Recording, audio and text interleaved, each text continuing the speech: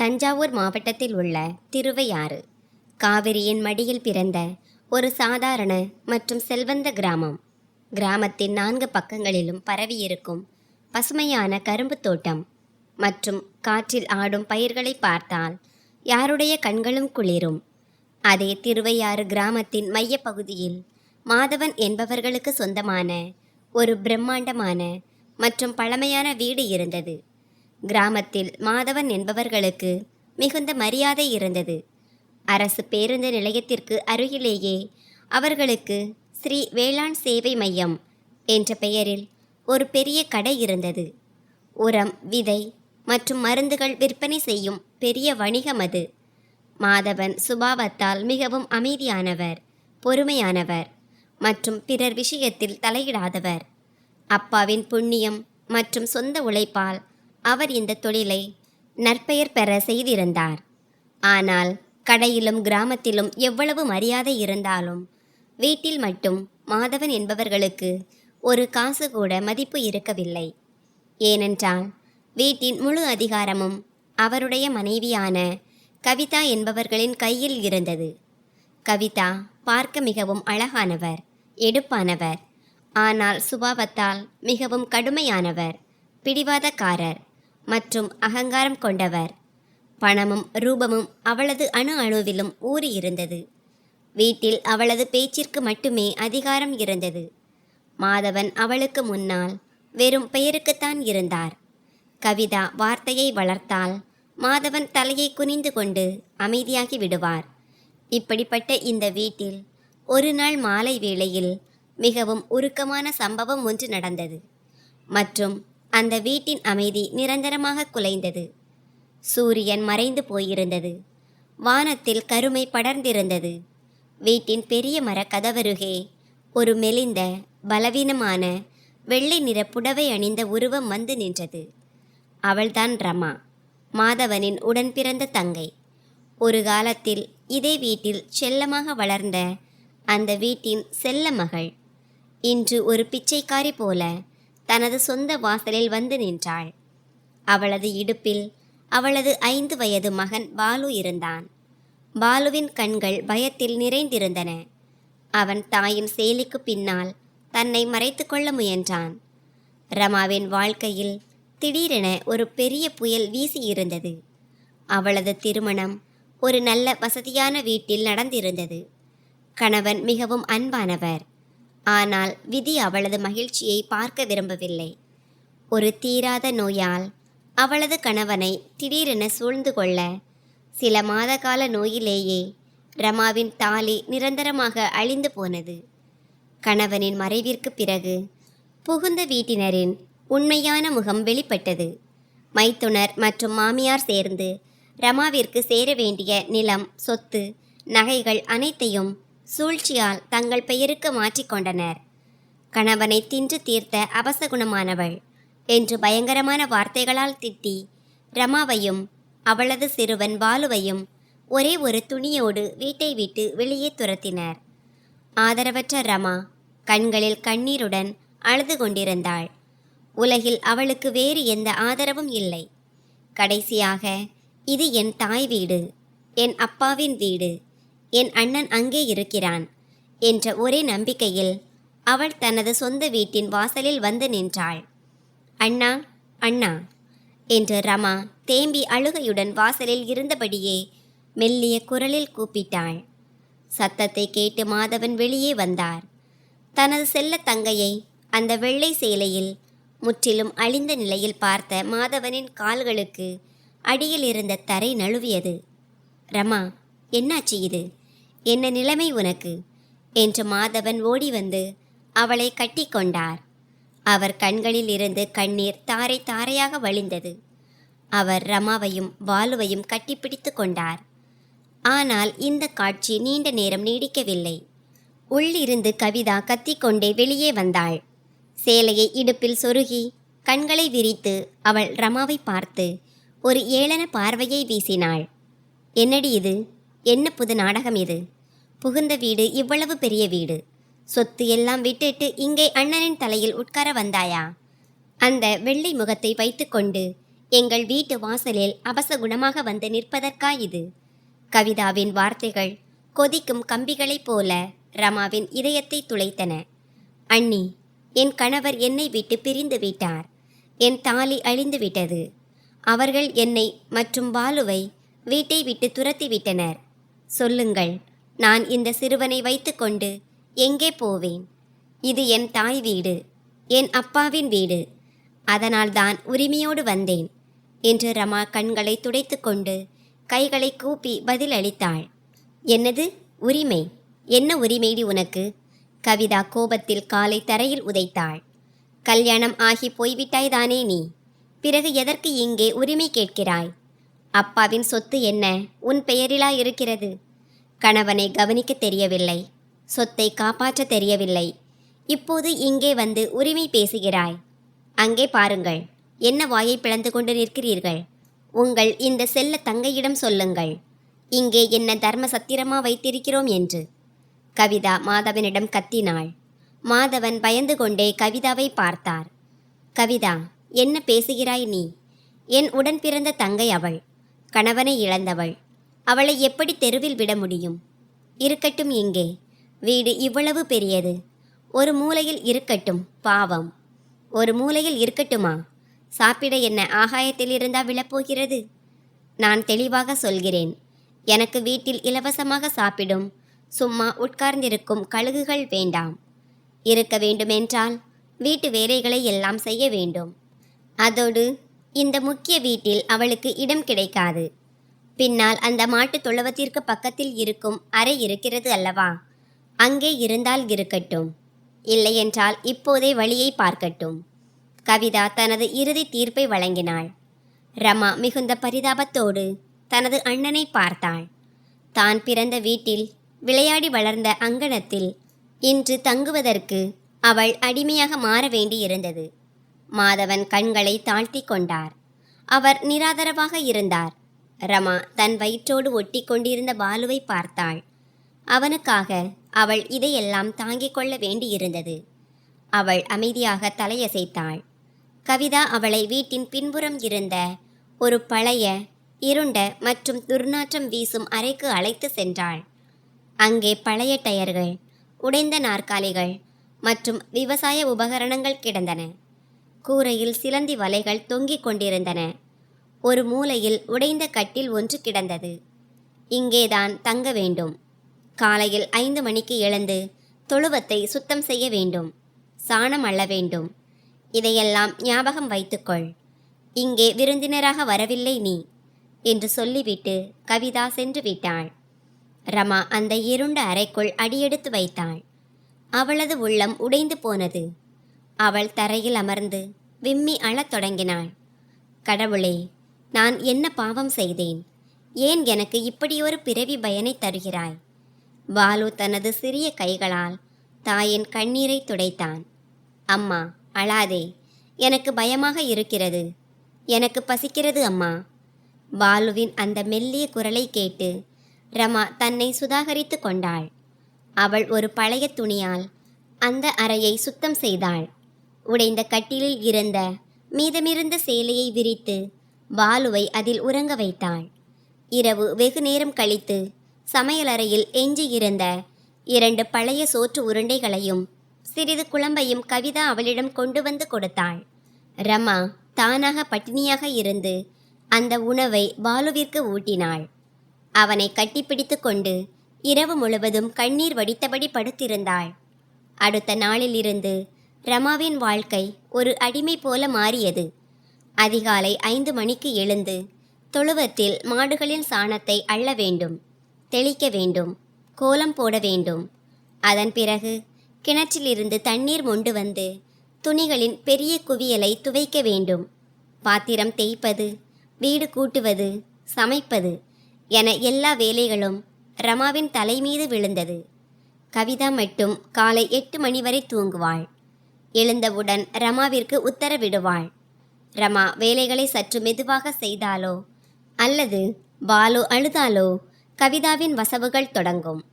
என்னடி மகாராணி, இலவசமாக சாப்பிட கிடைக்கிறது என்று உடல் சோம்பேறியாகிவிட்டதா? உன் அப்பா வந்து வேலை செய்ய போகிறாரா என்ன அந்த சிறுவனை சற்று அமைதியாக இருக்கச் சொல். காலையிலேயே அபசகுணமாக அழுது கொண்டிருக்கிறான். பாலு மிகவும் அமைதியான மற்றும் அறிவார்ந்த பையன். ஆனால் சத்துணவின்மை மற்றும் தொடர்ந்து இருந்த பயத்தினால் அவனது ஆரோக்கியம் குன்றி வந்தது. அவனது உடையில் அழுக்கும் கிழிசல்களும் இருந்தன. அவன் நாள் முழுவதும் அந்த அறையில் ஒரு மூலையில் தன் தாய்க்காக காத்து கொண்டிருப்பான். எப்போதாவது மாதவன் கடையில் இருந்து வரும்போது பாலுவிற்காக பிஸ்கட் அல்லது தின்பண்டம் வாங்கி வருவார். ஆனால் கவிதாவின் பார்வைப்பட்டால் அவர் பயந்து போய் அதை தனது பையிலேயே மறைத்து கொள்வார். சொந்த மாமாவாக இருந்தும் மாதவன் பாலுவை செல்லமாக தொட்டுக்கூட கொள்ள முடியவில்லை.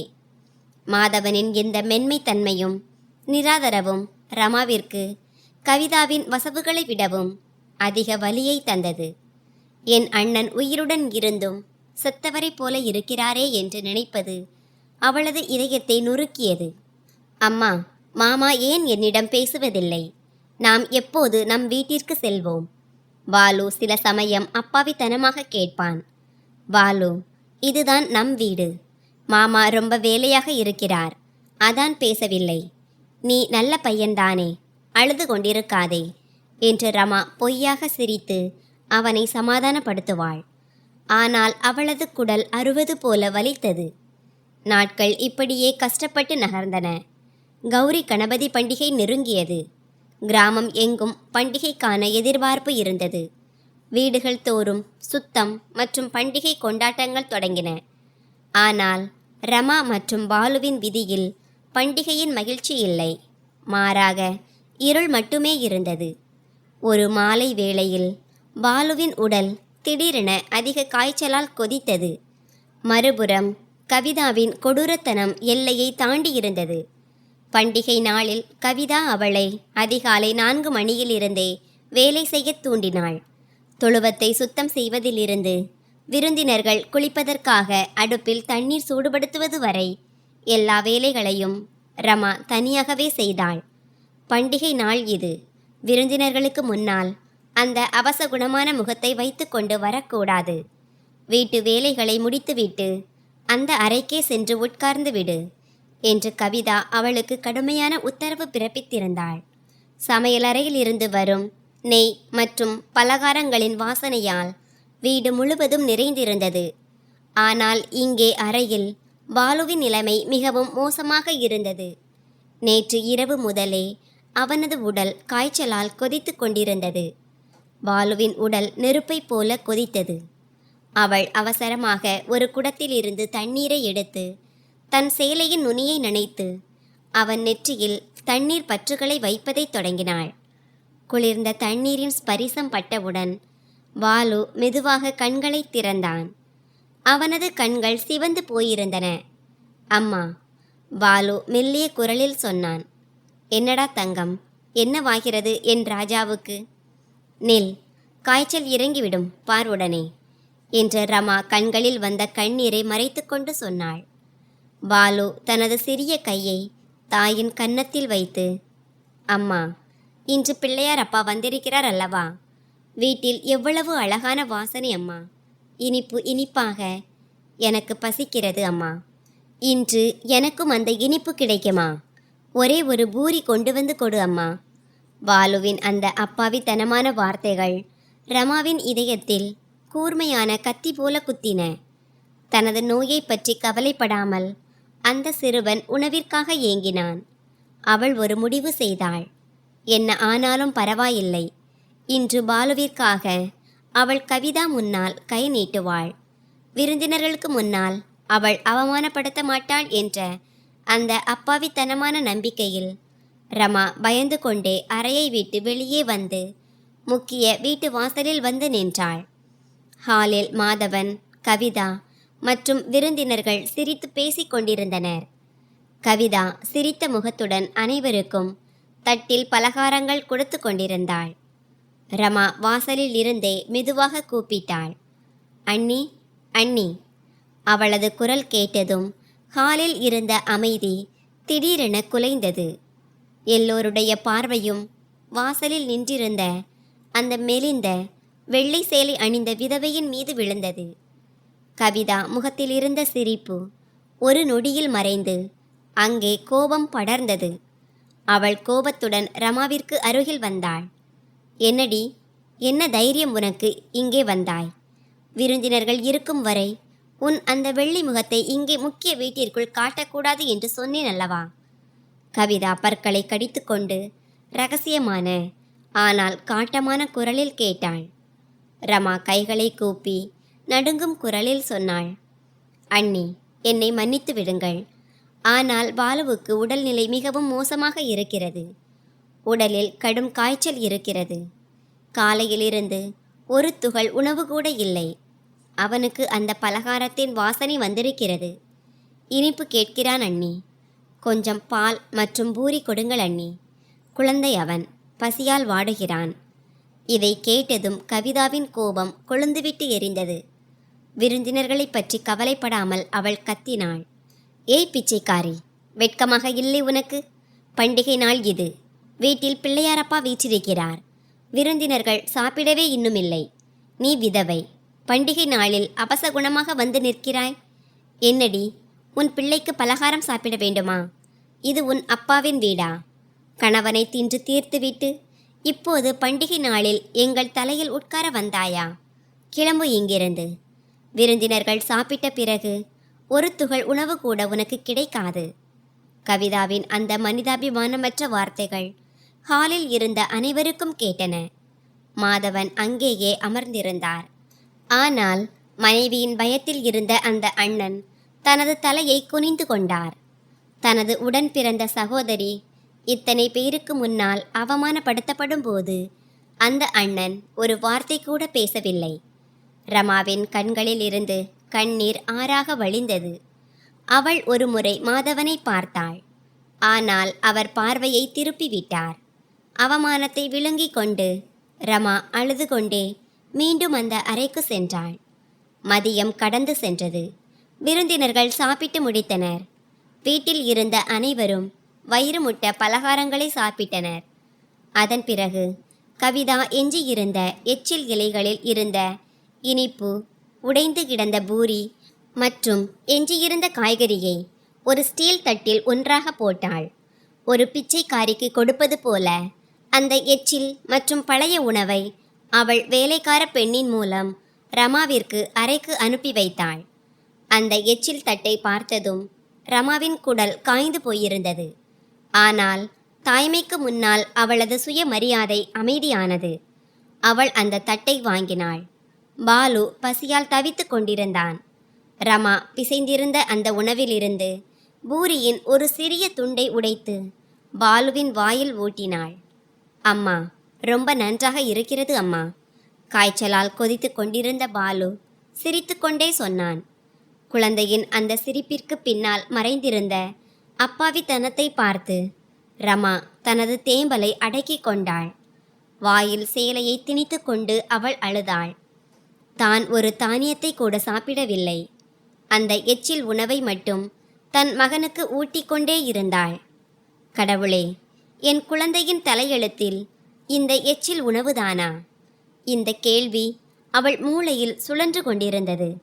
சூரியன் மறைந்து இரவில் திடீரென வானிலை மாறியது. ஆகாயத்தில் கருகருவென மேகங்கள் சூழ்ந்தன. மழைக்காலத்தில் பெய்யும் மழையின் உக்கிரம் எத்தகையது என்பது தெரியத் தொடங்கியது. மேகங்களின் இடி முழக்கத்துடனும் மின்னலின் வெட்டுடனும் கனமழை தொடங்கியது. சூறாவளி காற்றால் வீட்டின் மரங்கள் அசையத் தொடங்கின. சிறிது நேரத்திலேயே ரமா தங்கியிருந்த அந்த பழைய அறையின் கூரை கசியத் தொடங்கியது. ஓடுகளின் வழியாக மழை நீர் நேரடியாக உள்ளே வரத் தொடங்கியது. முழு அறையிலும் தண்ணீர் தேங்கத் தொடங்கியது. கட்டிலில் படுத்திருந்த பாலுவின் உடல் மீது மழையின் குளிர்ந்த நீர்த்துளிகள் விழத் தொடங்கின. ஏற்கனவே கடுமையான காய்ச்சலால் பாதிக்கப்பட்டிருந்த பாலு அந்த குளிராலும் மழை நீராலும் உடல் நடுங்கத் தொடங்கினான். அவனது பற்கள் தட்டத் தொடங்கின. அவனுக்கு நடுக்கம் எடுத்தது. காய்ச்சல் இன்னும் அதிகரித்து பாலு மயக்க நிலைக்கு சென்றான். பாலு, பாலு, கண்களை திற. கடவுளே, என் குழந்தைக்கு என்ன நடக்கிறது என்று ரமா பயத்தில் அலறினாள். அவள் அவனை தனது சேலையின் முந்தானையில் சுருட்டி மார்போடு இறுக கட்டி கொண்டாள். ஆனால் மழைநீர் நிற்கவில்லை. பாலுவின் நிலையை கண்டு ரமாவால் பொறுக்க முடியவில்லை. அவளுக்குள் இருந்த தாய் எல்லா எல்லைகளையும் பயத்தையும் தூக்கி எறிந்து விட்டாள். அவள் கனமழையில் பாலுவை இடுப்பில் தூக்கி கொண்டு முக்கிய வீட்டின் பின் கதவருகே வந்தாள். மாதவனின் படுக்கையறை கதவு பின்புறம் இருந்தது. ரமா மழையின் வேகத்திற்கு ஏற்ப அந்த மரக்கதவை பலமாக தட்டத் தொடங்கினாள். அண்ணா, ஓ அண்ணா, கதவை திற அண்ணா, அண்ணா கதவை திற, என் பாலு இறந்து கொண்டிருக்கிறான் அண்ணா, குளிரால் அவனுக்கு அதிக காய்ச்சல், அண்ணா ப்ளீஸ் கதவை திற. ரமாவின் அந்த தவிப்பும் அழுகையும் மழையின் சத்தத்திற்கு இடையிலும் தெளிவாக கேட்டது. கதவின் உள்ளே மாதவன் தூக்கத்திலிருந்து திடுக்கிட்டு எழுந்தார். தங்கையின் அந்த அழுகுரலை கேட்டு அவருக்குள் இருந்த அண்ணன் மனம் துடித்தது. ரமா, ரமா வெளியில் மழையில் இருக்கிறாள். பாலுவிற்கு உடல்நிலை சரியில்லை. நில், நான் கதவை திறக்கிறேன். மாதவன் கதவை திறக்க சென்றார். ஆனால் அதற்குள் கவிதா மாதவனின் கையை இறுக்கமாக பிடித்தாள். அவளது கண்கள் கோபத்தில் சிவந்திருந்தன. எச்சரிக்கை, கதவை திறந்தால் அங்கேயே நில்லுங்கள். கவிதா உருமினாள். அவள் மழையில் நனைகிறாள். பையன் உடம்பு சரியில்லை, செத்து விடுவான் அந்த பிள்ளை. கதவை திறக்க விடு என்னை என்று மாதவன் கெஞ்சத் தொடங்கினார். சாகட்டும் அந்த பயல். ஒரு முறை செத்துவிட்டால் நமக்கு பின்னால் இருக்கும் தொல்லை நிரந்தரமாக ஒழியும். என்ன அவசியம் கதவை திறக்க? இன்று நீங்கள் கதவை திறந்து அந்த அபசகுணமானவளை என் வீட்டிற்குள் அழைத்தால் நாளை நான் இந்த வீட்டில் இருக்க மாட்டேன். சொல்லுங்கள், உங்களுக்கு மனைவி வேண்டுமா? அந்த பிச்சைக்காரி தங்கை வேண்டுமா?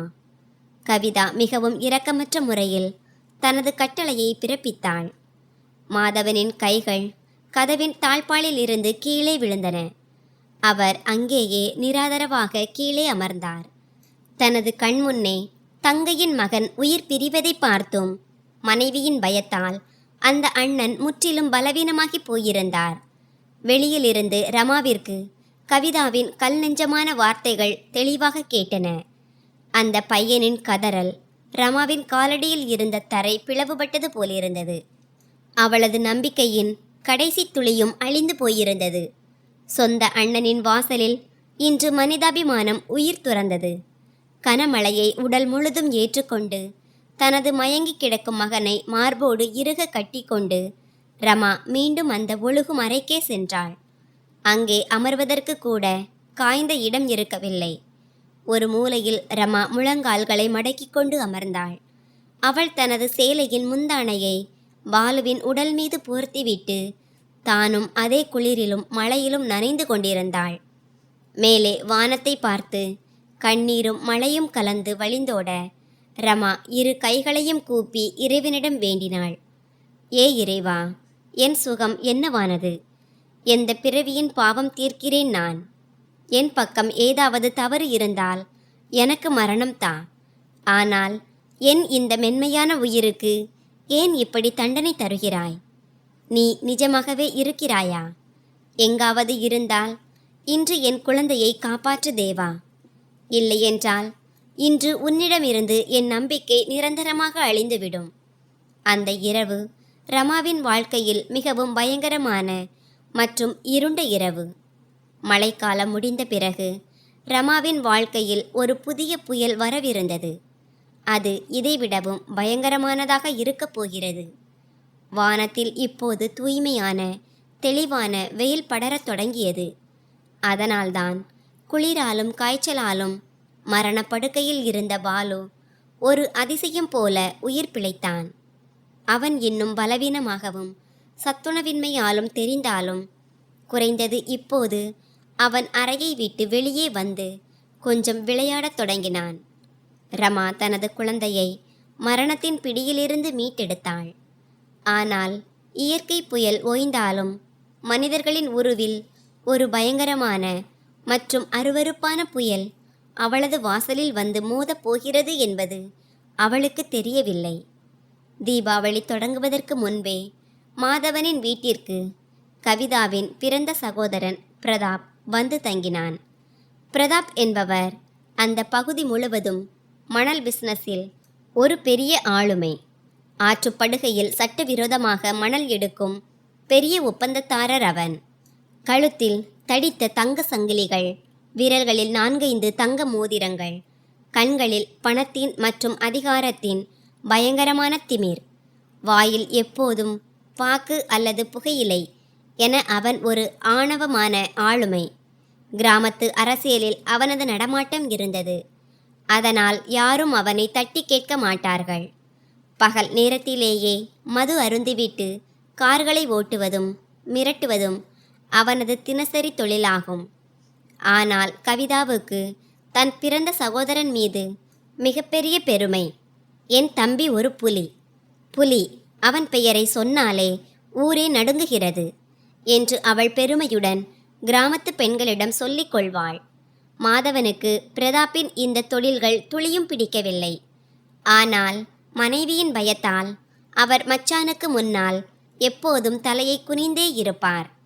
பிரதாப் வந்து தங்கியதிலிருந்து வீட்டின் சூழல் முற்றிலும் கெட்டுப்போனது. அவனது கார்களின் நடமாட்டம், அவனது நண்பர்கள், இரவு வெகு நேரம் வரை நடக்கும் அவர்களின் பார்ட்டிகள் என ரமா தன்னை மற்றும் பாலுவை அந்த இருண்ட அறையிலேயே அடைத்து கொள்ள முயற்சி செய்தாள். ஆனால் பிரதாப்பின் கழுகை போன்ற அந்த அசுத்தமான பார்வை ரமா மீது விழுந்திருந்தது. ரமா வெள்ளை சேலையில் இருந்தாலும், முகத்தில் எப்போதும் சோகத்தின் நிழல் இருந்தாலும், கடின உழைப்பால் அவளது உடல் மெலிந்திருந்தாலும், அவளது இயல்பான அழகும் அவளது ஒளியும் மறைந்துவிடவில்லை. பிரதாப் போன்ற போதைக்கும் தாழ்ந்த குணத்திற்கும் அடிமையான மனிதனுக்கு ஒரு ஆதரவற்ற விதவை பெண்ணை பார்த்து இரக்கமோ அல்லது மரியாதையோ தோன்றுவதற்கு பதிலாக அவளது ஆதரவற்ற நிலையை தவறாக பயன்படுத்தும் துர்புத்திதான் தோன்றியது. அவனது மனதில் இருந்த ஆபாசமான ஆசை தலை தூக்கியது. ஆரம்பத்தில் அவன் ரமாவை அஸ்தமாக்கும் சிறிய சிறிய முயற்சிகளை செய்தான். ரமா காலையில் அங்கணத்தில் கோலம் போட்டு கொண்டிருக்கும் போது பிரதாப் வேண்டுமென்றே ஓரிடத்தில் வந்து நின்று அவளையே முறைத்து பார்த்து கொண்டிருப்பான். ரமா துணிகளை துவைக்க கிணற்றடிக்கு சென்றால் அவன் வேண்டுமென்றே அங்கே சுற்றி வருவான். அவள் டீ கப் கொண்டு வந்து கொடுத்தாள். கப்பை வாங்கும்போது வேண்டுமென்றே அவளது விரல்களில் தன் கையை தீண்டுவது போல செய்யும் தந்திரத்தை செய்வான். பிரதாப்பின் அந்த தீண்டல், அவனது அந்த அருவருப்பான பார்வை ரமாவை உள்ளுக்குள் ஏதோ தேள் கொட்டியது போல துடிக்க செய்தது. அவளுக்கு மெய் சிலிர்த்தது. அருவருப்பாக இருந்தது. ஒரு பெண்ணுக்கு ஆணின் பார்வையில் இருக்கும் மாற்றத்தை மிகச் சரியாக கண்டுபிடிக்க தெரியும். பிரதாப்பின் கண்களில் அவளுக்கு தன்னை காக்கும் அண்ணனை தெரியவில்லை. மாறாக ஒரு ஆதரவற்ற பெண்ணை பீத்து தின்ன காத்திருக்கும் ஓநாய்தான் தெரிந்தது. ரமா மிகுந்த பயத்தில் இருந்தாள். அவள் ஒருமுறை மாதவனை தனியாக சந்தித்து இதை பற்றி சொல்ல முயற்சி செய்தாள். அண்ணா, அந்த பிரதாப் மச்சான், அவருடைய பார்வை எனக்கு சரியாக படவில்லை அண்ணா. அவர் அடிக்கடி அறைக்கு அருகே சுற்றி வருகிறார். எனக்கு பயமாக இருக்கிறது அண்ணா. ஆனால் மாதவன் வழக்கம் போல தனது பயந்த சுபாவத்தை காட்டினார். அடி ரமா, என்ன முட்டாள்தனமாக பேசுகிறாய்? பிரதாப் அப்படிப்பட்டவன் அல்ல. உனக்கு ஏதோ தவறாக தோன்றியிருக்கும். இது கவிதாவுக்கு தெரிந்தால் அவள் வீட்டில் மகாபாரதத்தையே நடத்தி விடுவாள். நீ பாட்டுக்கு உன் வேலையை செய், எதையும் கவனிக்காதே. மாதவனின் இந்த பதிலால் ரமாவின் கடைசி தைரியமும் உடைந்து போனது. எந்த அண்ணன் தனது தங்கையின் மானத்தை காப்பாற்ற வேண்டுமோ அந்த அண்ணனே மனைவியின் பயத்தால் பார்வையற்றவனாகவும் செவிடனாகவும் மாறிவிட்டான். ரமா இப்போது முடிவெடுத்தாள். இனி தானும் தனது பாலுவையும் தானே காப்பாற்றிக் கொள்ள வேண்டும் என்று. அவன் நிழலில் இருந்து கூட 4 அடி தள்ளி இருக்கத் தொடங்கினாள். ஆனால் கெட்ட குணமுள்ளவர்கள் அவ்வளவு எளிதில் தோற்றுவிடுவதில்லை. பிரதாப் ரமாவின் இந்த சூழ்நிலையையும் அவளது தனிமையையும் கவனித்திருந்தான். சாப்பிட உணவில்லை, தங்க சரியான இடமில்லை. உடன் பிறந்த அண்ணனே அவளை பொருட்படுத்தவில்லை என்றால் அந்த ஆதரவற்ற விதவை பெண் பண ஆசைக்கு எளிதில் அடிபணிவாள் என்று அவன் நினைத்தான். ஒரு நாள் அவனுக்கு அந்த பயங்கரமான வாய்ப்பு கிடைத்தது.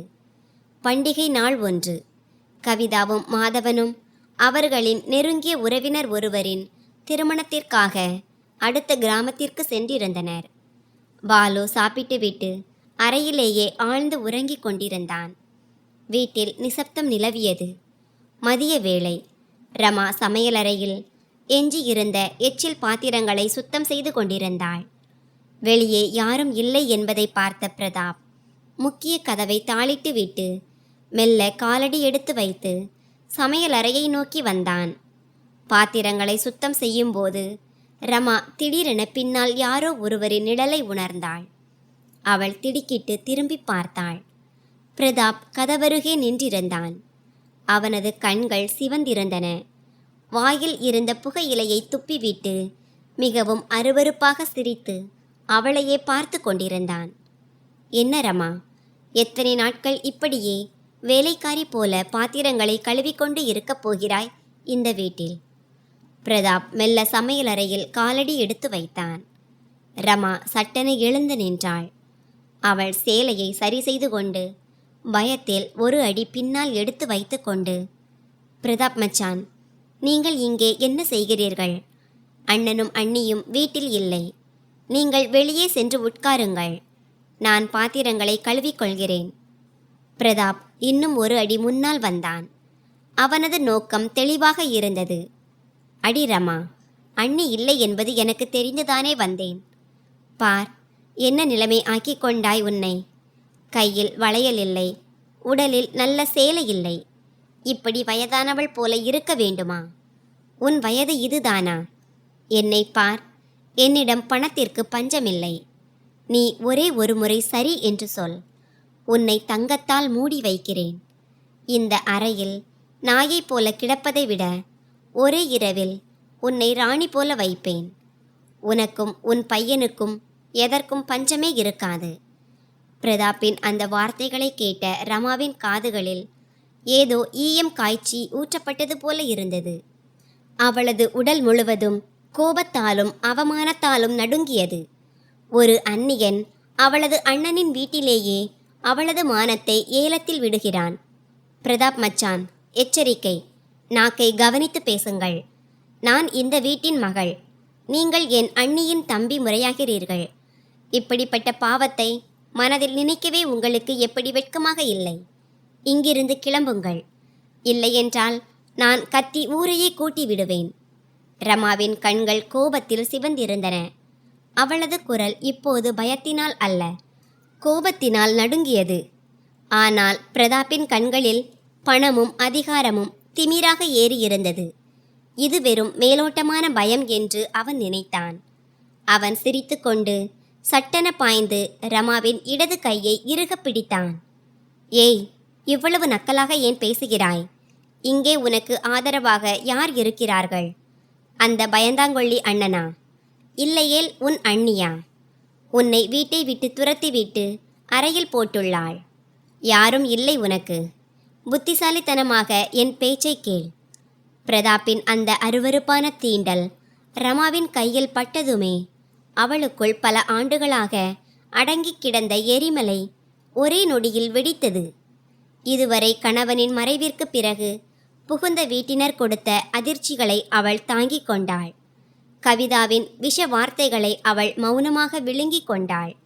மகனை பட்டினியாக போட்ட துயரத்தை அவள் கண்ணீராக கொட்டிவிட்டாள். ஆனால் இன்று அவளது இருப்புக்கும் அவளது பெண்மையின் கௌரவத்திற்கும் ஆபத்து வந்துவிட்டது. ரமாவுக்குள் இருந்த காயப்பட்ட புலி திடீரென பாய்ந்தது. அவள் பிரதாப்பின் பிடியிலிருந்து தனது கையை ஒரு பயங்கரமான உதறல் மூலம் விடுவித்து கொண்டாள். அடுத்த நொடியே தனது மணிக்கட்டில் இருந்த அத்தனை சக்தியையும் திரட்டி கொண்டு தனது வலது கையை உயர்த்தி பிரதாப்பின் கன்னத்தில் ஒரு அறை அறைந்தாள். அந்த சத்தம் சமையலறையின் சுவர்களையே அதிர வைத்தது. அந்த அறை எவ்வளவு பயங்கரமான மற்றும் கூர்மையானது என்றால், பிரதாப்பின் கண்களுக்கு முன்னால் இருள் சூழ்ந்தது. அவனது சமநிலை குலைந்தது. அவன் பின்னால் 2 அடிகள் சென்று சுவரில் மோதினான். அவனது கன்னத்தில் ரமாவின் 5 விரல் தழும்புகள் சிவந்து போயிருந்தன. அவனது வாயிலிருந்த இரத்தம் கலந்த புகையிலை தரையில் கொட்டியது. அவன் அதிர்ச்சியில் உறைந்து போனான்.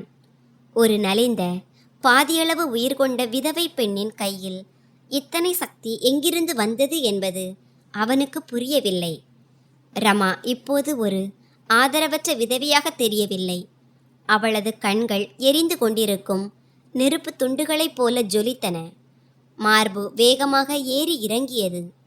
அவள் தனது முந்தானையை இடுப்பில் இறுக்கி கட்டிக்கொண்டு பிரதாப்பை நோக்கி கர்ஜித்தாள். எச்சரிக்கை, இனிமேல் என் மீது கை வைக்க நினைத்தால் நீச்சமான மனிதனே, உன் அந்த பணத்தையும் உன் திமிரையும் அடுப்பில் போடு. நான் விதவை என்பதற்காக யார் வேண்டுமானாலும் கை வைக்கலாம் என்று நினைக்கிறாயா? நான் அப்படிப்பட்டவள் அல்ல. ஒரு பாரம்பரிய குடும்பத்து பெண் நான். என் கணவன் இறந்திருந்தாலும் என் மானம் இன்னும் என் மணிக்கட்டில் பத்திரமாக இருக்கிறது. இதுவரை அமைதியாக எல்லாவற்றையும் பொறுத்து கொண்டேன். ஏனென்றால் என் குழந்தையை வாழ வைக்க வேண்டும் என்று. ஆனால் என் மானத்தின் மீது கை வைத்தால் என்னை காப்பாற்றிக் கொள்ளும் சக்தி என் உடலில் இருக்கிறது.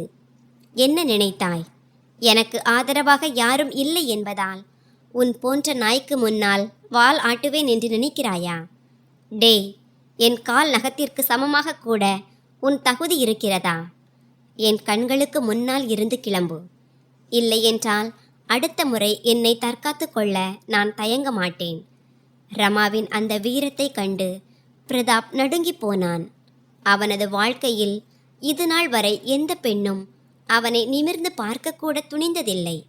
இன்று ஆதரவற்றவள் என்று கருதப்பட்ட இந்த விதவை அவனது ஆண்மையையும் திமிரையும் நடுவீதியில் அரைந்து தூளாக்கி இருந்தாள். அவமானத்தினாலும் கோபத்தினாலும் பிரதாப்பின் முகம் கருகியது. அவனது கண்கள் பழிவாங்கும் எண்ணத்துடன் ஜொலித்தன. அவன் கன்னத்தை தடவிக்கொண்டே எழுந்து ரமாவை பார்த்து ஒரு விஷமான பார்வையை வீசிச் சொன்னான். ஏய் பெண்ணே, என் மீது கை வைத்து நீயே உன் காலில் கல்லை இழுத்து போட்டுக்கொண்டாய். நீ இன்னும் பிரதாப்பை தெரியவில்லை. எந்த கையால் என்னை அறைந்தாயோ அந்த கைகளையே வெட்டி போடவில்லை என்றால் என் பெயர் பிரதாப் இல்லை. இப்போது பார், உன்னையும் உன் அந்த பிச்சைக்கார பையனையும் நான் தெருவுக்கு கொண்டு வந்து நாயைப் போல கொன்றால்தான் நான் உண்மையான ஆள். இப்போது உன் காலம் நெருங்கிவிட்டது. இதை ஞாபகம் வைத்துக்கொள் என்று பயங்கரமான மிரட்டல் விடுத்து கோபத்தில் கொதித்தபடி பிரதாப் வீட்டை விட்டு வெளியேறினான். அவன் சென்றதும் ரமாவின் அத்தனை சக்தியும் திடீரென சோர்ந்து போயிருந்தது. கோபத்தின் வேகத்தில் அவள் தனது மானத்தை காப்பாற்றிக் கொண்டாள். ஆனால் இனிமேல் என்ன நடக்கப் போகிறது என்பதை அவள் உணர்ந்தாள். அவள் நடுங்கும் கால்களுடன் கீழே சரிந்தாள். அவள் தனது கண்களை இறுக்கமாக மூடிக்கொண்டாள். இன்று அவள் பிரதாப்பை வெறும் அறைந்திருக்கவில்லை, ஒரு பயங்கரமான புயலுக்கு அழைப்பு விடுத்திருந்தாள். இதை அறிந்தால் கவிதா என்ன ரகளை செய்வாளோ என்று நினைக்கும் போதே ரமாவின் வயிற்றில் பயம் ஒரு உருண்டையாக எழுந்தது. இருந்தாலும் தனது செயலில் அவளுக்கு எந்த வருத்தமும் இல்லை. அவள் தனது பெண்மையையும் தனது சுயமரியாதையையும் பாதுகாத்திருந்தாள். இப்போது கவிதாவும் மாதவனும் வந்த பிறகு என்ன நடக்கும்? பிரதாப் தனது அவமானத்திற்கு எப்படி பழிவாங்கப் போகிறான்? ரமாவின் விதியில் இன்னும் என்னென்ன சோதனைகள் எழுதப்பட்டுள்ளன என்று நினைத்து கொண்டே ரமா தனது பாலுவை மார்போடு இறுக கட்டிக்கொண்டு அந்த அறையில் அமர்ந்திருந்தாள். வெளியே வானம் மீண்டும் கருகருவென மாறத் தொடங்கியது. ஆனால் இந்த முறை இந்த சூறாவளி இயற்கையுடையது அல்ல, மனிதர்களின் கொடூரத்தால் வரப்போகும் புயல். மாலை வேளையில் வீட்டிற்கு வெளியே கார் வந்து நின்ற சத்தம் கேட்டது. கவிதாவும் மாதவனும் பக்கத்து கிராமத்தில் திருமணத்தை முடித்துவிட்டு திரும்பியிருந்தனர். கவிதா காரிலிருந்து இறங்கினாள். அவளது உடலில் விலை உயர்ந்த புடவை மற்றும் ஆபரணங்கள் மின்னின. ஆனால் அவள் வீட்டிற்குள் கால் வைக்கும்போது திண்ணையில் பிரதாப் தலையில் கையை வைத்துக்கொண்டு அழுத முகத்துடன் அமர்ந்திருப்பதை அவள் பார்த்தாள். அவனது கன்னத்தில் இருந்த விரல் தழும்புகள் இன்னும் தெளிவாக தெரிந்தன. அட பிரதாப், என்னாச்சு இது? கன்னத்தில் என்ன இந்த தழும்பு? யார் என் தம்பி மீது கை வைக்க துணிந்தது என்று கவிதா கவலையுடனும் மிகுந்த கோபத்துடனும் கேட்டாள். பிரதாப் விம்மி அழுவது போல ஒரு நாடகத்தை ஆடிவிட்டு கோபத்தில் கொதித்து சொன்னான். என்ன சொல்லட்டும் அக்கா? யாருக்கு வீட்டில் அடைக்கலம் கொடுத்தோமோ அவர்களே இப்போது தலை மீது உட்கார பார்க்கிறார்கள். நான் வீட்டில் தனியாக இருந்தபோது உன் அந்த பிச்சைக்காரி தங்கை என்னை தனியாக பிடித்து கொண்டாள். முதலில் பணத்தை கேட்டாள். நான் மறுத்தவுடன் என்னுடன் தவறாக நடக்க முயன்றாள். உன் அக்கா வீட்டில் இல்லாத போது என்னை பார், நான் உனக்கு இன்பம் தருகிறேன் என்று சொல்லத் தொடங்கினாள். நான் அவளை கண்டித்தேன், தள்ளிவிட்டேன். அதற்கு அந்த பெண் சட்டென்று என் கன்னத்தில் அறைந்து விட்டாள். பார், இன்னும் கன்னம் எரிகிறது. அக்கா, இது போன்ற அருவருப்பான பெண்ணை வீட்டில் வைத்திருந்தால் நாளை நம் வீட்டின் மானம் வீதிக்கு வந்துவிடும். பார். பிரதாப்பின் அந்த பொய் மற்றும் நச்சு வார்த்தைகளை கேட்ட கவிதாவின் உள்ளங்காலிலிருந்து தீ தலைக்கு ஏறியது. அவளது அகங்காரம் ஏற்கனவே உச்சத்தில் இருந்தது. அதில் உடன் பிறந்த தம்பியே இப்படி ஒரு புகாரை சொன்னதும் அவளது கோபம் வெடித்து சிதறியது. மாதவன் அங்கேயே நின்றிருந்தார். ஆனால் பிரதாப்பின் பேச்சை கேள்வி கேட்கும் அல்லது ரமாவின் பக்கத்தை கேட்டுக்கொள்ளும் சிறு தைரியம் கூட அவரிடம் இல்லை. என்ன, அந்த பெண்ணுக்கு இவ்வளவு தைரியமா? என் வீட்டிலேயே இருந்து கொண்டு என் தம்பியையே கண் வைக்கிறாளா? அதற்கும் மேலாக கை வைக்கவும் துணிகிறாளா? இன்று அவளை சும்மா விடமாட்டேன் என்று கர்ஜித்து கொண்டே கவிதா நேரடியாக பின்புறம் இருந்த அறைக்கு ஓடினாள். ரமா அறையிலேயே இருந்தாள். கவிதா காற்றைப் போல உள்ளே நுழைந்து ரமாவின் தலைமுடியை பிடித்து இழுத்தாள். அம்மா! ரமா வலியால் அலறினாள். அடி வெட்கங்கெட்டவளே, என் வீட்டிலேயே இருந்து கொண்டு என் தம்பி மீது கண் வைக்கிறாயா? கணவனை தின்று தீர்த்தும் பசி அடங்கவில்லையா உனக்கு? பிச்சைக்காரி, உன் கை எப்படி துணிந்தது என் தம்பி மீது கை வைக்க? கவிதா ரமாவின் முதுகிலும் முகத்திலும் சரமாரியாக உதைக்கத் தொடங்கினாள். அண்ணி, அண்ணி, என் பேச்சை கேளுங்கள். நான் எதுவுமே செய்யவில்லை. அவன் பொய் சொல்கிறான். பிரதாப் மச்சான்தான் என் கையை பிடித்தார். அவர்தான் என்னிடம் தவறாக நடக்க முயன்றார். நான் என் மானத்தை காப்பாற்ற. ரமா அழுது கொண்டே அடிவாங்கி கொண்டு தன் பக்கத்தை விளக்க போராடினாள். ஆனால் கவிதா எதையும் கேட்கும் நிலையில் இல்லை. என் தம்பி அப்படிப்பட்டவன் அல்ல, நீதான் கெட்டவள். உன்னை போன்ற அபசகுணமானவளை வீட்டில் வைத்ததே நான் செய்த பெரிய தவறு. கவிதா ரமாவை இழுத்து கொண்டு வந்து அங்கணத்தில் போட்டு உதைத்தாள். 5 வயது பாலு இதையெல்லாம் பார்த்து பயத்தில் நடுங்கினான். அவன் அழுது கொண்டே ஓடி வந்து கவிதாவின் கால்களை பிடித்து கொண்டான். அத்தை, என் அம்மாவை அடிக்காதே, விட்டுவிடு என் அம்மாவை. கவிதா அந்த பச்சிளம் குழந்தையையும் இரக்கமின்றி ஒரு உதை விட்டு தூக்கி எறிந்தாள். பாலு தூர போய் விழ அவனது நெற்றியில் இரத்தம் கசிந்தது. பாலு! ரமா அலறினாள். அவள் பாலுவை நோக்கி ஓடினாள். தன் குழந்தையின் நெற்றியில் இருந்த இரத்தத்தை பார்த்ததும் அவளது இதயம் துடித்தது. அவள் அங்கணத்தில் நின்று கொண்டிருந்த மாதவனை பரிதாபமாக பார்த்தாள். அண்ணா, அண்ணா, ஏதாவது பேசுங்கள். நான் உங்கள் உடன் பிறந்த தங்கை. அப்பாவின் மேல் ஆணையாக சொல்கிறேன், என் மீது எந்த தவறும் இல்லை. பிரதாப் மச்சான் என் மீது கை வைக்க முயன்றார். அதனால்தான் நான் அவரை அடித்தேன். அண்ணா, இந்த அண்ணியை தடுத்து நிறுத்துங்கள். என் மகனுக்கு அடி கொடுக்கிறாள். அண்ணா, காப்பாற்றுங்கள் என்னை. ரமா கைகளை கூப்பி அழுது கொண்டே தன் அண்ணனிடம் பிச்சை கேட்டாள். ஆனால் மாதவன் ஒரு கல்லை போல அமைதியாக நின்று கொண்டிருந்தார். அவர் ஒருமுறை பிரதாப்பின் கோபமான முகத்தை பார்த்தார். ஒருமுறை கவிதாவின் சிவந்த கண்களை பார்த்தார். தலையை குனிந்து கொண்டார். ஒரு வார்த்தை கூட அவர் வாயிலிருந்து வரவில்லை. உடன் பிறந்த தங்கைக்கு அங்கணத்திலேயே இத்தனை கொடூரமான சித்திரவதை நடக்கும்போது அந்த அண்ணன் ஊமையாக நின்றிருந்தார். மாதவனின் அந்த மௌனம் கவிதா உதைப்பதை விடவும் ரமாவிற்கு அதிக வலியை தந்தது. தன் அண்ணன் இப்போதே இறந்துவிட்டான் என்பதை அவள் உணர்ந்தாள். ரமாவை அடித்து நொறுக்கிய பிறகு கவிதா மூச்சு வாங்க நின்றாள். அவள் தன் முந்தானையை சரி செய்து கொண்டு மிகவும் கொடூரமான ஒரு நிபந்தனையை ரமாவின் முன் வைத்தாள். கேளடி, உன் இந்த செல்லத்தை இனி இந்த வீட்டில் ஒரு நிமிடம் கூட நான் பொறுக்க மாட்டேன். நீ இந்த வீட்டில் இருந்தால் என் தம்பிக்கு ஆபத்து வரும். அதனால்தான் உன்னை நிரந்தரமாக ஒழிக்க திட்டமிட்டு விட்டேன். பக்கத்து ஊரான குருவாயூரப்பன் என்பவரை தெரியும் தானே உனக்கு? அந்த 60 வயது கிழவனுக்கு அவனது மனைவிகள் இருவருமே அவன் அடித்ததால்தான் இறந்தார்கள். அவனது வீட்டில் வேலை செய்யவும் முதிய வயதில் பணிவிடை செய்யவும் ஒரு மனைவி தேவை. பிரதாப் அவனிடம் பேசிவிட்டான். அவன் உன்னை ஏற்றுக்கொள்ள தயார். நாளை காலையில் அந்த கிழவன் வருவான். நீ அமைதியாக அவனுடன் மனம் முடித்து கொண்டு இந்த வீட்டை விட்டு வெளியேற வேண்டும். ரமாவின் கண்கள் பயத்தில் விழி பிதுங்கின. குருவாயூரப்பன் என்றால் சாட்சாத் யமதர்மராஜன். போதைக்கு அடிமையானவன், கொடூரமானவன், அரக்கத்தனமானவன் என்று அவனுக்கு பெயர். அவனுடன் திருமணம் என்பது உயிரோடு நரகத்திற்கு செல்வதற்கு சமம். அண்ணி, வேண்டாம்.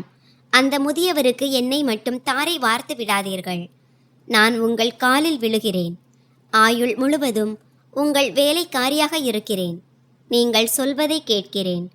ஆனால் என் மீது இத்தனை பெரிய சோதனையை வைக்காதீர்கள். என் பாலுவின் கதி என்னவாகும்? ரமா கவிதாவின் கால்களை பிடித்து கெஞ்சினாள். ஆனால் கவிதா தன் காலை உதைத்து தள்ளினாள். நாளை காலை குருவாயூரப்பன் வருவான்.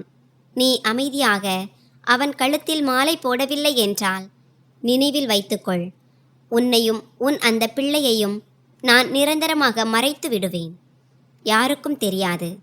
நீ என்ன உதவி செய்யப் போகிறாய் என்று கவிதா மாதவனை பார்த்து உருமினாள். மாதவன் அமைதியாக தலையை குனிந்து கொண்டு வீட்டிற்குள் சென்று விட்டார். இரவு முழுவதும் ரமா பாலுவை தழுவிக்கொண்டு அந்த இருண்ட அறையில் அழுதாள். அவளது உடல் முழுவதும் அடிபட்ட காயங்களால் வலித்தது. நாளைய காலை அவளது வாழ்க்கையின் முடிவாக இருந்தது. மறுநாள் காலை விடிந்தது. வீட்டிற்கு வெளியே ஒரு பழைய ஜீப் வந்து நின்றது. பிரதாப்பும் 60 வயது முதிய குருவாயூரப்பனும் வீட்டிற்குள் வந்தனர். குருவாயூரப்பனின் தோற்றம் மிகவும் அருவருப்பாக இருந்தது. வெற்றிலை போட்டு சிவந்த பற்கள், இருமல், கண்களில் இச்சை. எங்கே அந்த புது பெண்? வெளியே அழைத்து வாருங்கள் என்று குருவாயூரப்பன் சிரித்தான். பிரதாப்பும் கவிதாவும் திருமணத்திற்கு தயார் செய்தனர். மாதவன் வீட்டிலிருந்து தப்பி எங்கோ வயலுக்கு சென்று விட்டார். இந்த தவற்றை தனது கண்களால் பார்க்கக்கூடாது என்பதற்காக இங்கே ரமாவை வீட்டில் ஒரு அறையில் அடைத்து வைத்திருந்தனர். அறையில் ஒரு மூலையில் பழைய கோயில் இருந்தது. அங்கே தெய்வீக விக்கிரகங்கள் இருந்தன. அகல் விளக்கு மெதுவாக எரிந்து கொண்டிருந்தது. ரமா பாலுவை இடுப்பில் தூக்கி கொண்டு அந்த விக்கிரகங்களுக்கு முன்னால் வந்து நின்றாள். அவளது தலைமுடி கலைந்திருந்தது. முகத்தில் காயங்கள் இருந்தன. கண்களில் கண்ணீர் மீண்டும் பொங்கியது. அவள் பாலுவை கீழே வைத்துவிட்டு அந்த சிலைக்கு முன்னால் மண்டியிட்டு அமர்ந்தாள். அவள் இரு கைகளையும் கூப்பினாள். மிகவும் தவிப்பான, இதயத்தை நொறுக்கும் குரலில் அவள் இறைவனிடம் கேட்கத் தொடங்கினாள். இறைவா, இன்று நான் உன்னிடம் நீதி கேட்க வந்துள்ளேன். நான் என்ன பாவம் செய்தேன்? என் தாலியை என் கணவரின் குறைந்த ஆயுளோடு பறித்து கொண்டாய். நான் ஒரு வார்த்தை கூட பேசவில்லை. புகுந்த வீட்டில் வெளியே துரத்தினர். பொறுத்து கொண்டேன். பிறந்த வீட்டில் அண்ணனிடம் எச்சில் உணவை உண்டு நாயைப் போல வாழ்ந்தேன். கரும்பு சக்கையை கூட தின்னவில்லை. என் குழந்தையை பட்டினி போட்டு உறங்க வைத்தேன். ஆனாலும் உன் ஜெபத்தை நான் விடவில்லை.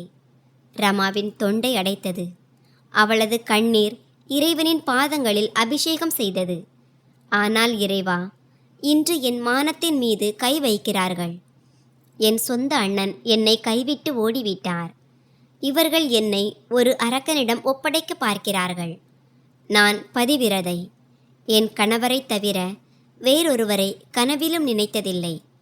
இப்போது இவர்கள் என்னை வியாபாரம் செய்கிறார்கள். எனக்கு யாரும் ஆதரவில்லை. நீ ஜெகன்மாதா அல்லவா? நீ கஷ்டத்தில் இருக்கும் பக்தர்களின் குரலுக்கு விரைந்து வருபவள் அல்லவா? பிறகு இன்று ஏன் என் குரல் உனக்கு கேட்கவில்லை? இன்று உனக்கு சோதனை. நீ நிஜமாகவே இருந்தால், என் பக்தியும் உண்மையானால், இந்த ஆதரவற்ற பெண்ணை காப்பாற்று, என் மானத்தை காப்பாற்று. இன்று நீ என்னை காப்பாற்றவில்லை என்றால், இதே இடத்தில் என் தலையை மோதி என்னையும் என் பாலுவையும் உயிரை மாய்த்து கொள்வேன். ஆனால் அந்த அரக்கனின் வீட்டில் காலடி எடுத்து வைக்க மாட்டேன். சொல், என்ன நீதி உன்னுடையது? ரமாவின் அந்த தவிப்பான குரல், அவளது அந்த சரணாகதி மிகவும் புனிதமானதாக, சக்தி வாய்ந்ததாக இருந்தது. அந்த அறையில் இருந்த அகல் விளக்கு கூட ஒரு நிமிடம் அதிர்ந்தது. அது பக்தியின் உச்சகட்டம். வெளியே குருவாயூரப்பனும் பிரதாப்பும் அவளை இழுத்து செல்ல கதவருகே வந்து கொண்டிருந்தனர். ஆனால் விதியும் கர்மாவின் சக்கரமும் இப்போது முற்றிலும் மாறத் தொடங்கி இருந்தது. இறைவனின் நீதி இப்போது உலகிற்கு தெரிய போகிறது. வெளியே குருவாயூரப்பனும் பிரதாப்பும் ரமாவை இழுத்து செல்ல அறையை நோக்கி அடியெடுத்து வைத்தனர். ஆனால் திடீரென பிரதாப்பின் ஃபோன் ஒலித்தது. தாலுகாவில் இருந்து வக்கீலின் ஃபோன். திருமணத்திற்கான ஆவணங்கள் மற்றும் முத்திரை தாள்களுடன் கையொப்பமிட அவர்களை அவசரமாக இங்கே அழைத்திருந்தனர். குருவாயூரப்பன், முதலில் ஆவணங்களில் கையொப்பம் வாங்கிவிடுவோம். பிறகு நாளை இவள் ஓடிப்போனாள் என்றாலும் சட்டப்படி இவள் உனக்குத்தான் சொந்தம். வா, 10 நிமிடத்தில் போய் வரலாம் என்று சொல்லிக்கொண்டு பிரதாப்பும் குருவாயூரப்பனும் வீட்டை விட்டு வெளியேறினர். அவர்கள் தங்கள் ஜீப்பை நெடுஞ்சாலையை நோக்கி வேகமாக செலுத்தினர். இங்கே ரமா அடியறையில் தலையை சாய்த்து கொண்டு மயக்க நிலையில் கிடந்தாள். அவள் தன்னை முழுமையாக இறைவனின் பாதங்களில் அர்ப்பணித்திருந்தாள். இறைவா, இப்போது என் முடிவு உன் கையில் என்பது அவளது கடைசி வார்த்தைகளாக இருந்தன. இறைவனின் தர்பாரில் நீதி வழங்க தொடங்கியிருந்தது. ரமாவின் பிரார்த்தனை முடிந்த சில நிமிடங்களில், அரை மணி நேரத்தில் வீட்டிற்கு வெளியே பெரிய போலீஸ் வேனும் பின்னால் கிராம மக்கள் கூட்டமும் வந்து நின்றது. போலீசாரும் சில கிராம மக்களும் சேர்ந்து இரத்த வெள்ளத்தில் மிதக்கும் ஒரு மனிதனை வெளியே எடுத்தனர். அவர் வேறு யாருமல்ல, பிரதாப் தான். அவனது உடைகள் இரத்தத்தால் நனைந்திருந்தன. முகம் சிதைந்திருந்தது. மிகவும் பயங்கரமான விஷயம், அவனது 2 கால்களும் முழங்காலுக்கு கீழே முற்றிலும் நசுங்கியிருந்தன. அவன் பாதியளவு மயக்க நிலையில் வலியால் துடித்து கொண்டிருந்தான். பிரதாப், கவிதா ஒரு அலறலை வெளிப்படுத்தினாள். அவன் மீது சரிந்து விழுந்தாள். என் தம்பிக்கு என்ன ஆச்சு? யார் என் தம்பியின் நிலைமையை இப்படி ஆக்கியது என்று அவள் மார்பில் அடித்துக்கொண்டு அழுதாள். அங்கே நின்றிருந்த ஒரு நேரில் பார்த்த கிராமவாசி நடுங்கும் குரலில் நடந்த சம்பவத்தை சொன்னார். கவிதா, பிரதாப்பும் குருவாயூரப்பனும் ஜீப்பில் தாலுகாவிற்கு சென்றனர்.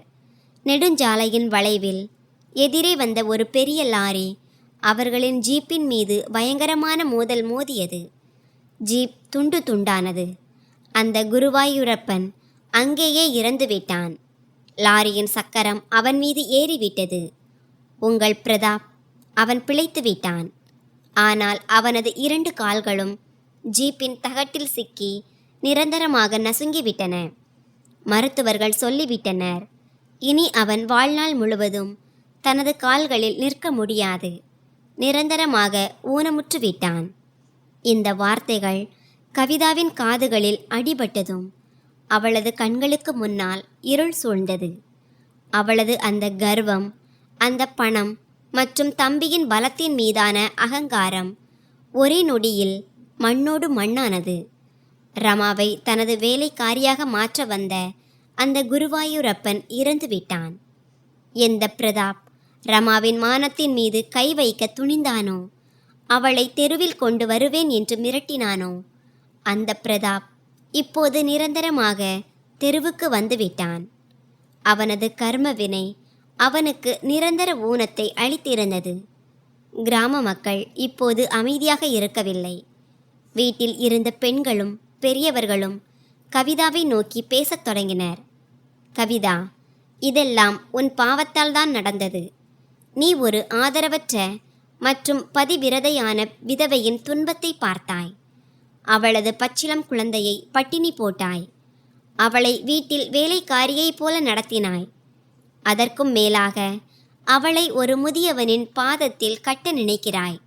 இது கர்மாவின் பலன். அந்த தாயின் கண்ணீரை இறைவன் பார்த்திருக்கிறான். ஒரு பதிவிரதையின் சாபம் உங்களை பிடித்திருக்கிறது. இறைவனின் தண்டனை சத்தம் போடாது.